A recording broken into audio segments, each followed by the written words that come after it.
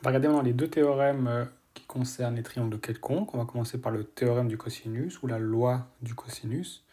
Si je prends un triangle dont je connais trois côtés et en angle formant trois des côtés, alors je peux avoir une relation qui s'appelle le théorème du cosinus et qui nous dit que si je prends le côté A, si je le mets au carré, ce sera égal au côté B au carré plus le côté C au carré.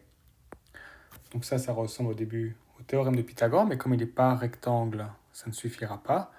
Auquel on doit soustraire deux fois les deux côtés ici, donc les deux qu'on avait additionnés ici, donc le produit de ces deux côtés-là, fois le cosinus de l'angle entre ces deux côtés.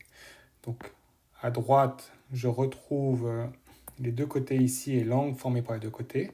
À gauche, je retrouve le côté qui est opposé à l'angle ici. On va prendre un exemple. Il y a deux situations particulières dans lesquelles on va utiliser le théorème du cosinus.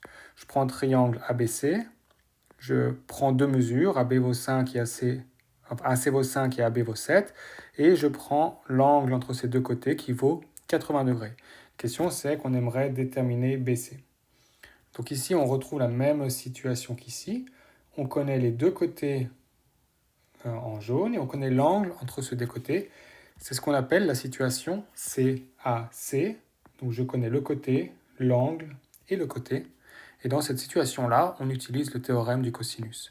Donc ici, j'ai que BC au carré, donc le côté en vert, va être égal à AB au carré plus AC au carré, moins 2 fois le produit de ces deux côtés, donc moins 2 fois AB fois AC, fois le cosinus entre les deux, donc fois le cosinus de 80.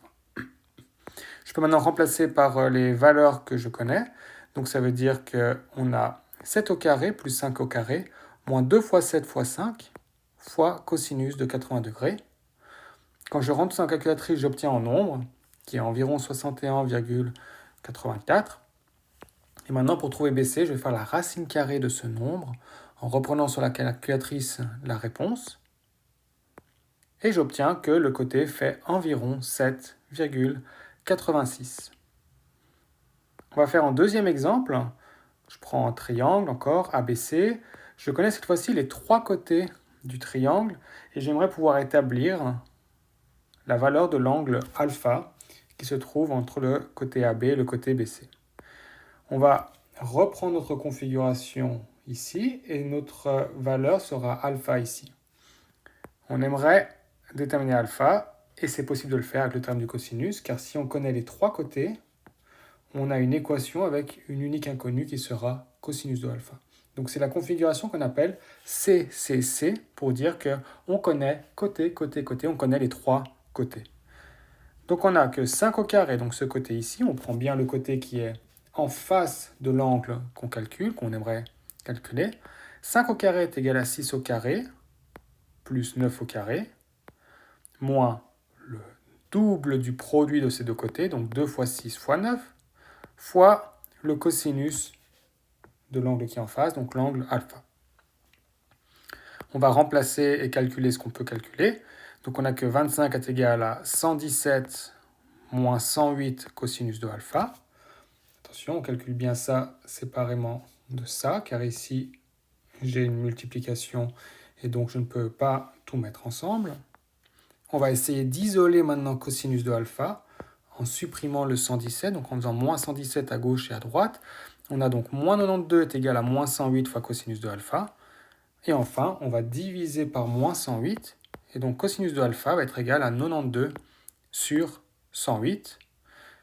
On sait la valeur du cosinus de alpha. Pour trouver la valeur de alpha, je vais devoir appliquer le cosinus moins 1 à ce nombre ici. Donc alpha est égal à cosinus moins 1 de 92 sur 108. Et on obtient une valeur d'environ 31,59 degrés.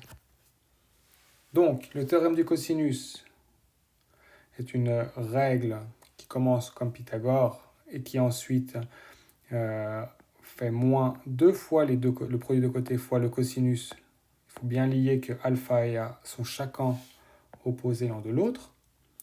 Et on utilise principalement ça dans deux situations. La situation où je connais en côté, en angle, en côté, situation CAC, et la situation où je connais les trois côtés, donc la situation CCC.